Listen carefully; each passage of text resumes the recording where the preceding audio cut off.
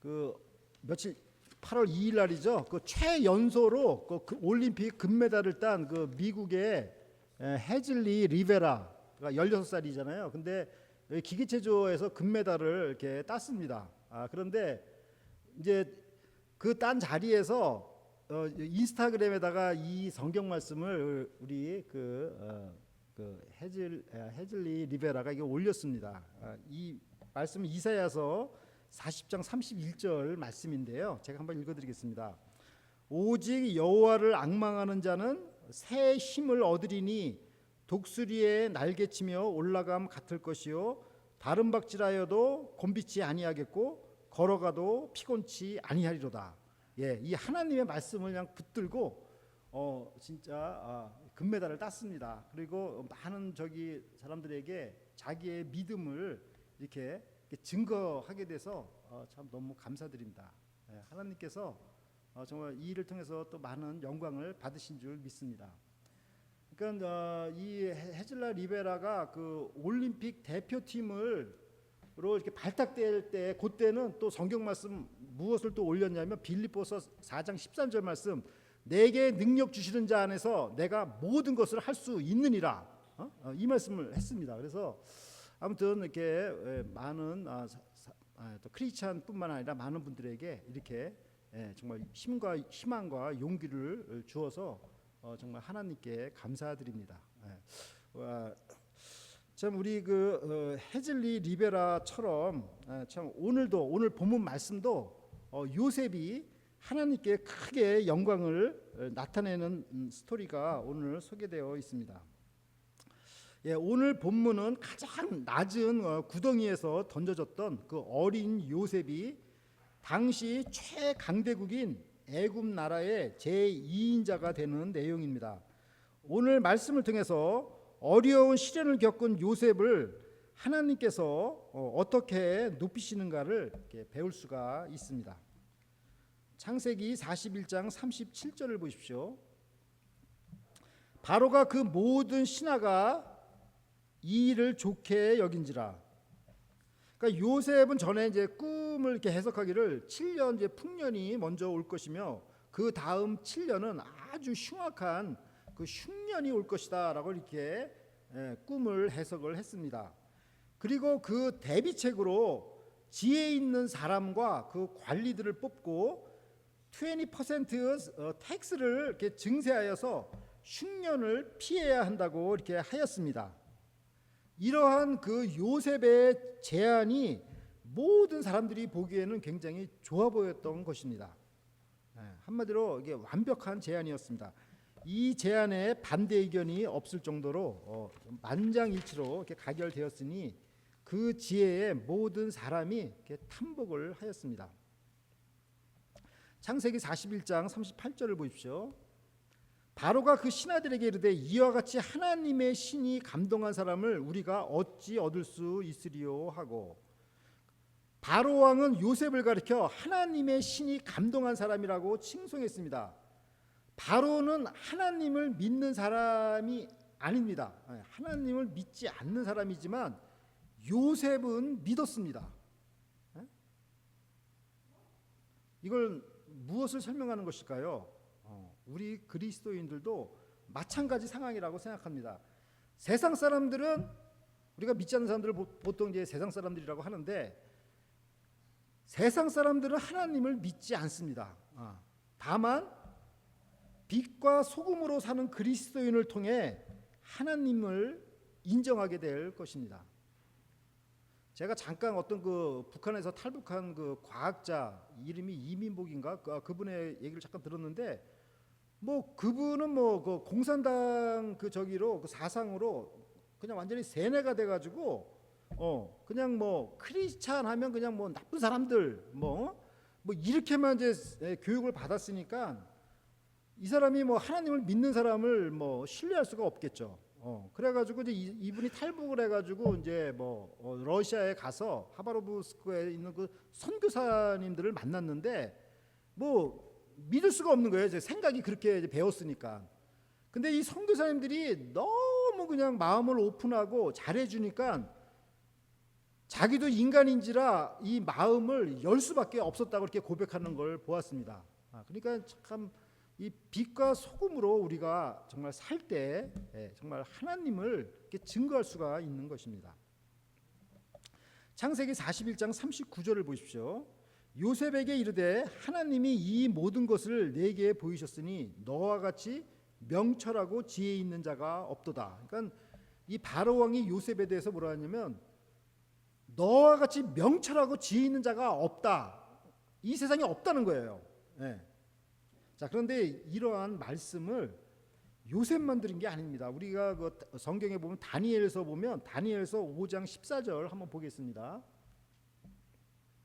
내가 내게 대하여 들은즉 내 안에는 신들의 영이 있으므로 내가 명철과 총명과 비상한 지혜가 있다 하도다.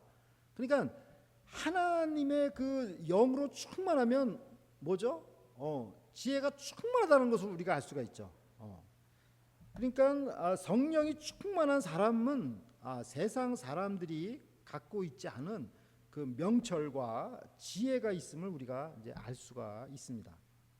그러면 이 성령 충만한 삶이란 어떤 삶입니까? 바로 성령의 그 다스림을 받는 삶이 바로 성령 충만한 삶입니다.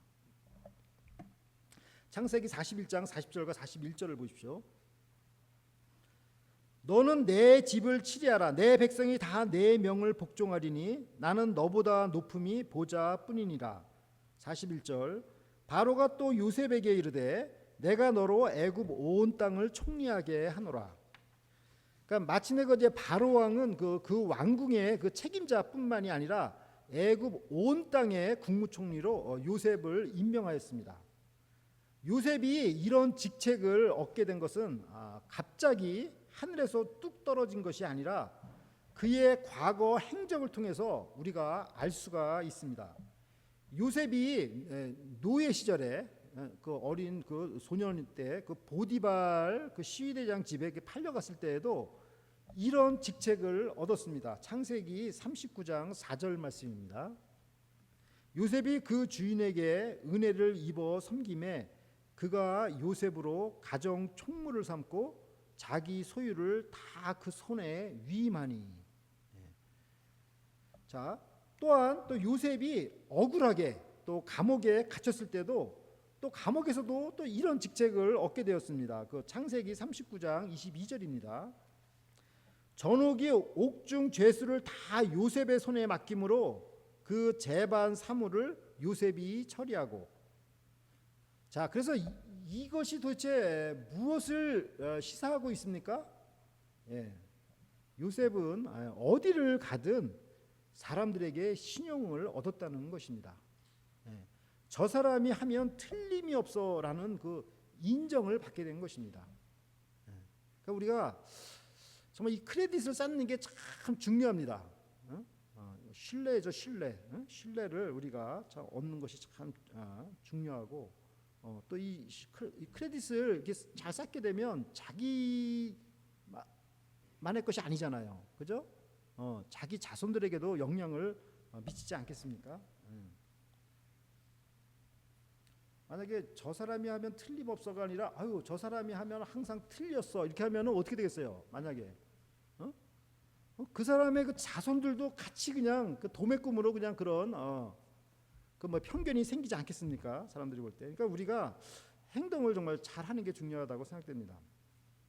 자, 창세기 41장 42절을 보십시오.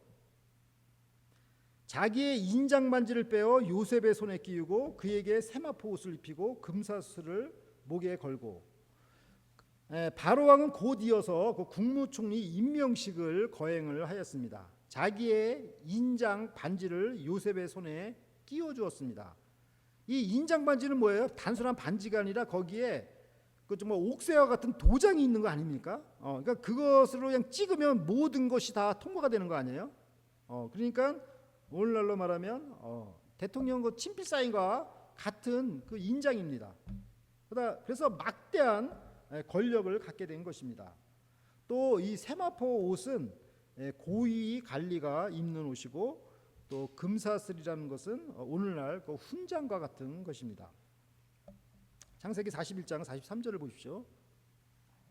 자기에게 있는 버금수레에 그를 태우매 무리가 그 앞에서 소리 지르기를 엎드리라 하더라. 바로가 그로 애굽 전국을 총리하게 하였더라. 그러니까 바로 왕은 그 요셉을 권력 제2인자 그 버금수레에 태우고 퍼레이드를 하였습니다. 이 버금수레가 지나갈 때 모든 무리가 엎드렸습니다. 과거에 요셉은 히브리 노예였을 때 모든 사람에게 엎드리는 가장 밑바닥에 있었던 사람입니다. 그런데 이제는 모든 사람이 그에게 엎드리게 되었습니다. 하나님께서는 구덩이에 던져졌던 그 요셉을 이처럼 높여주신 것입니다. 사무엘상 2장 7절과 8절 말씀입니다. 여호와는 가난하게도 하시고 부하게도 하시며 낮추기도 하시고 높이기도 하시는도다. 가난한 자를 진토에서 일으키시며 빈핍한 자를 거름더미에서 드사 귀족들과 함께 앉게 하시며 영광의 위를 차지하게 하시는도다. 땅의 기둥들은 여호와의 것이라 여호와께서 세계를 그 위에 세우셨도다. 그러면 우리는 이 요셉을 보면서 정말 그 뒤에서 일하시는 하나님을 볼 수 있습니다. 요셉은 자기가 그 꿈을 해석하는 것은 자기가 하는 것이 아니라 이거는 하나님께 속한 것이다, 이렇게 늘 말했습니다. 그러니까 하나님이 없는 요셉은 있을 수가 없는 것입니다. 그러므로 이 요셉의 성공 신화를 우리가 정말 한마디로 얘기한다면 하나님께 함께하는 삶이라고 우리가 말할 수 있을 것입니다. 창세기 41장 44절을 보십시오. 바로가 요셉에게 이르되 나는 바로라 애굽 온 땅에서 내 허락 없이는 수족을 놀릴 자가 없으리라 하고. 그러니까 요셉에게서 오케이라는 그 승인, 그것을 받지 못하면 애굽에서 어떤 행위도 할 수 없을 정도로 바로 왕은 요셉에게 막강한 권력을 이양하였습니다. 그날 그 아침까지만 해도 감옥에서 그냥 그 감옥밥을 이렇게 콩밥이죠. 콩밥을 먹어야 했던 요셉이 그날 밤에는 왕궁에서 인류 요리사가 정말 주문받아서 만든 인류 요리를 먹으며 호화로운 침대에서 잠을 자게 된 것입니다. 이렇게 갑자기 그냥 진짜 이렇게 수직적으로 이렇게 정말 성공하게 되면 좀 위험한 생각이 좀 저는 듭니다. 이게 사람이 이게 정상적으로 생활할 수 있을까, 이런 염려가 좀 들어요. 마치 그 보통 사람 같으면 이런 상황을 만약에 맞이하게 되면 어떻게 되겠어요? 마치 누가 만약에 로또 복권을 맞았다, 예를 들어서, 그러면 어떻게 하겠어요? 생활을 어떻게 하겠어요? 그냥 진짜 얼마나 불규칙하게 생활하지 않겠어요? 그러므로 이제 이런 때일수록 정말 이게 더욱 겸손해야 되지 않냐라는 생각이 듭니다. 아무튼 요셉이 이렇게 수직적으로 지금 이렇게 정말 신분이 상승된 것입니다. 창세기 41장 45절을 보십시오. 그가 요셉의 이름을 사브낫 바네아라고 또 온 제사장 보디베라의 딸 아스낫을 그에게 주어 아내를 삼게 하니라. 요셉이 나가 애굽 온 땅을 순찰하니라. 애굽 사람들은 그 목축을 하는 그 히브리 사람들을 경멸을 했습니다. 왜 경멸을 했냐면 이 애굽 사람들의 자기들의 그 49개의 그 신 중에 하나가 황소거든요, 황소. 근데 이 목축하는 사람들은 뭐예요? 그 황소에서 젖을 짜고 그냥 또 고기도 그냥 거기서 이렇게 먹고 하니까 이 애굽 사람들이 자기가 그 섬기는 그 신을 이 히브리 사람들이 이렇게 그런 일을 하니까 백정이라고 생각했겠죠. 그러니까는 굉장히 목축업 하는 사람을 싫어했습니다. 근데 지금 이 요셉은 히브리 사람 아닙니까? 그러니까는 바로 왕은 최대한 이 요셉이 히브리 사람이 아닌 것처럼 최대한 이렇게 지금 정말 포장을 하려고 하는 것입니다. 그러니까 그 히브리인으로서의 그 정체성을 지금 지우기 위해서 그 요셉의 이름을 사브낫 바네아라는 이름을 지어준 것입니다. 그러니까 요셉이라고 부르지 않고 뭐라고 불렀겠어요? 헤이 사브낫 바네아 뭐 이렇게 불렀겠죠. 그러면 이 이름의 뜻이 무엇일까요? 보통 학자들이 한 세 가지로 지금 얘기를 하고 있습니다. 첫 번째는 그 생명의 풍성함이다라는 뜻이 있다고 하고, 또 두 번째는 신께서 말씀하시고 신은 살아계신다 이런 뜻이 있고, 또 세 번째는 비밀의 계시자다 이런 그 세 가지라는 그 해석이 있는데, 많은 학자들이 그 두 번째 것을 많이 인용하고 있습니다. 그러니까 사브낫 바네아라는 뜻은 신께서 말씀하시고 신은 살아계신다라는 뜻이라는 것이죠. 그러니까 바로 왕이 요셉한테 그 사브낫 바네아라고 이렇게 이 이름을 이렇게 지어준 것입니다. 그리고 또 바로 왕은 그 온이라는 그 땅 이름이 온입니다. 온. 이게 다른 이름은 뭐냐면은 헬리오폴리스라는 그 지명인데, 이 온이라는 땅의 그 제사장 보디베라의 딸 아스낫을 요셉에게 주어서 아내를 삼게 합니다.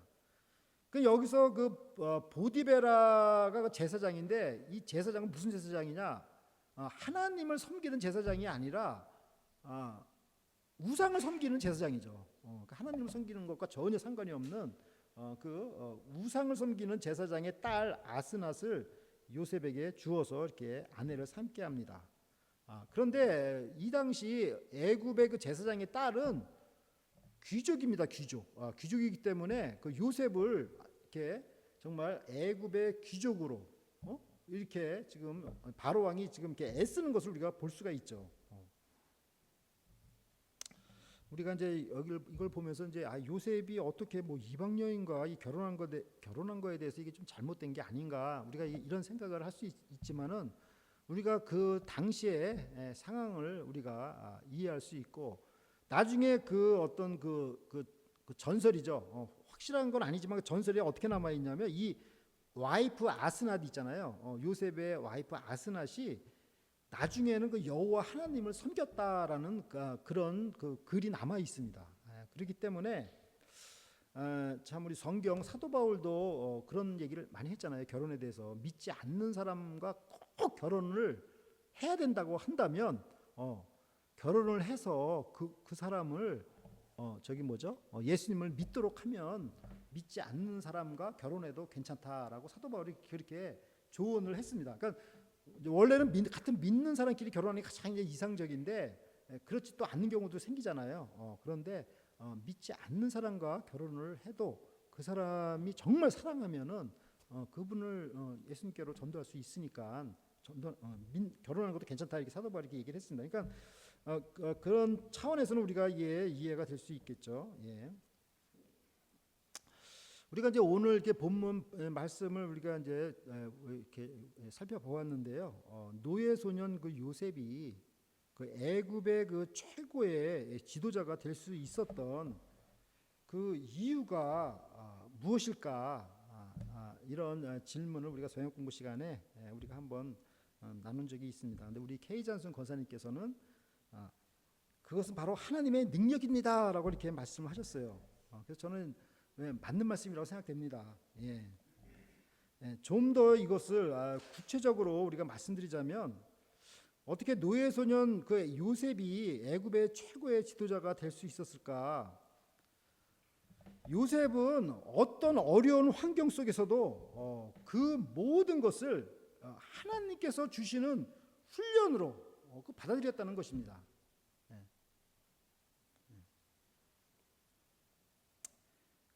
군인은 그 혹독한 훈련을 통해서 이게 강해지는 것처럼, 우리가 어떤 어려운 역경을 만났을 때 이것을 어떤 자세로 받아들이냐가 참 중요합니다. 왜 나한테는 왜 자꾸 이런 일이 생긴가, 이렇게 생각하게 되면 이게 우리 영혼을 갉아먹습니다. 그러나 진짜 하나님께서 나한테 그 큰 비전을 주셨는데 나한테 이런 역경이 오는 것은 하나님의 무슨 섭리가 있겠지, 무슨 뜻이 있겠지라고 그 믿고 이것을 하나님의 훈련이라고 영접할 때 그때 우리가 더 영적으로 이렇게 강해질 수가 있는 것입니다. 그리고 요셉은 그것을 견딘 것입니다. 우리가 지금 요셉의 스토리 지금까지 보면서 우리가 그걸 알 수 있지 않습니까? 요셉이 그것을 견뎠어요. 그래서 우리가 오늘 말씀을 우리가 세 가지 키워드로 다시 한번 이렇게 묵상해 보고자 합니다. 첫 번째 시츄에이션, 두 번째 스피릿 오브 갓, 세 번째 스케일. 첫 번째 시츄에이션, 어려운 상황. 요셉은 연속되는 어려운 상황 가운데서 아마도 정말 정신을 못 차렸을 것입니다. 형제들이 배반해서 배반한 것도 모자라서 뭐죠? 노예로 자기를 팔아먹고 저기 애굽으로 그냥 보내버리고 또 거기서도 또 그냥 보디발의 아내한테 또 강간 미수범이라는 그 억울한 누명을 쓰어서 또 감옥살이를 해야 되고 또 아무런 희망도 없이 감옥에서 2년을 더 견뎌야 하는 그 시간을 감내해야 했습니다.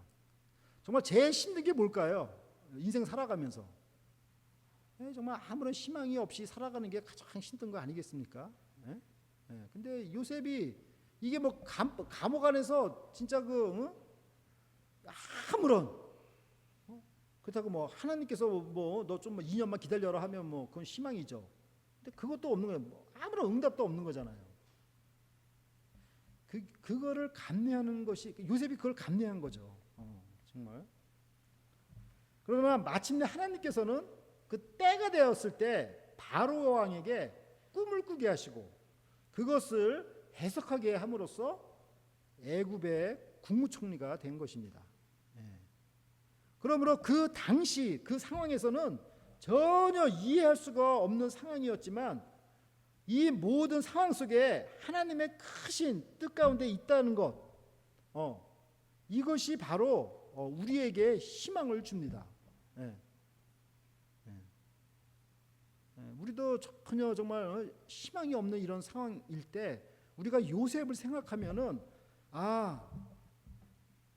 버티면 되는구나, 견디면 되는구나 이런 우리한테 그런 희망을 주지 않습니까? 그러므로 요셉의 이야기는 우리에게 어떤 어려움도 극복할 용기를 갖게 해주는 것입니다. 두 번째로 우리가 살펴볼 것은 스피릿 오브 갓, 성령의 사람입니다. 요셉은 바로 왕에게 하나님의 신이 감동한 사람이라는 평을 받았습니다. 다니엘도 이와 비슷한 평을 받았습니다. 그리스도인은 그리스도의 영이 거하는 사람이 바로 그리스도인입니다.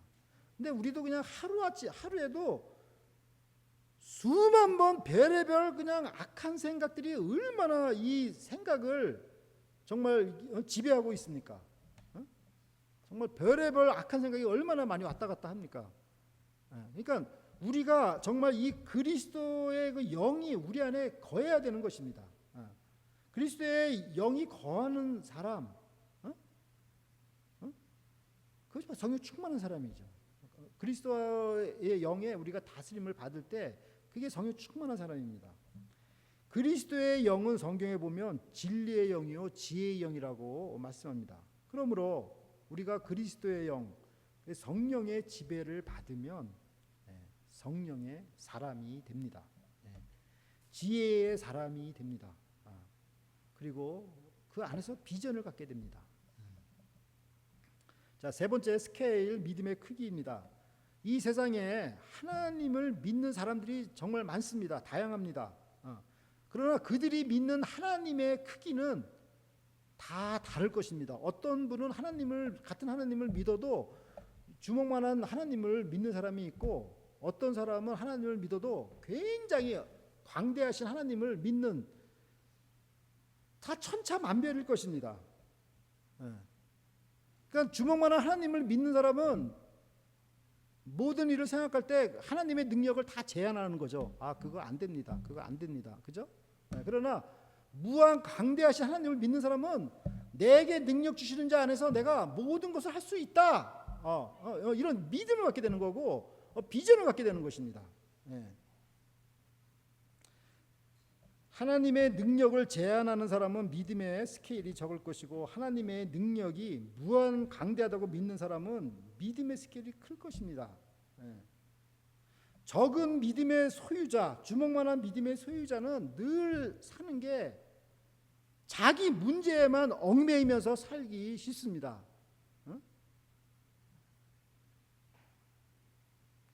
그러나 큰 믿음의 소유자는 정말 자기 문제를 넘어서서 정말 만민의 생명의 구원에 관심을 가질 것입니다. 요셉은 요셉이라고 자기 문제에 얽매이지 않았습니까? 요셉도 마찬가지죠. 요셉도 제발 이 옥중에서 저를 좀 데려가 주세요 이렇게 했는데 그 기도가 응답이 안 됐죠. 그리고 2년을 옥중에서 더 기다려야 했는데 결국은 하나님의 때에 애굽의 국무총리가 되었습니다. 그러나 이 요셉은 그 하나님을 믿으면서 그 광대하신 하나님, 만민의 생명을 구원하기를 원하시는 그 하나님의 비전을 보았습니다. 그러니까 이러한 꿈이 해석이 가능한 거 아니겠습니까? 우리가 시야를 넓히고 정말 또 자신의 그 문제를 넘어서서 정말 만민의 생명을 구원하는 정말 큰 믿음의 소유자가 되시는 우리 성도 여러분들이 되시기를 간절히 기도합니다. 아멘. 사랑하는 라크로스 새소망교회 성도 여러분, 요셉 이야기는 우리에게 희망을 줍니다. 왜냐하면 요셉이 지나간 눈물의 골짜기를 우리들에게 다 보여주고 그 끝이 영광스럽게 끝나기 때문입니다. 이것이 우리에게 보여주는 길입니다. 우리가 어려운 환경에 처했을 때 앞이 보이지 않을 것입니다. 그러나 요셉은 오직 하나님만을 의지했습니다. 그리고 마침내 하나님께서 요셉을 높여주셨습니다. 그러므로 요셉이 애굽의 국무총리가 된 것은 전적인 하나님의 작품입니다. 우리가 이 요셉이 믿는 이 하나님을 믿어서 어떤 어려움 속에서도 믿음으로 이겨내고 마침내 만민의 생명을 구원하는데 귀하게 쓰임 받으시는 우리 성도 여러분들이 되시기를 간절히 기도드립니다. 아멘. 다 함께 기도드리겠습니다. 감사하신 하나님 아버지, 하나님의 계획은 원대하십니다. 히브리 노예 소년이 애굽의 국무총리가 되게 하신 것은 전적인 하나님의 계획이요 작품입니다. 그 과정 속에 많은 어려움이 있는 줄 압니다. 주님, 저희에게 요셉과 같은 믿음을 주셔서 그 어려움들을 극복해 나갈 수 있도록 도와주시고 하나님의 때에 귀하게 사용하여 주시옵소서. 감사드리며 예수님의 이름으로 기도드립니다. 아멘.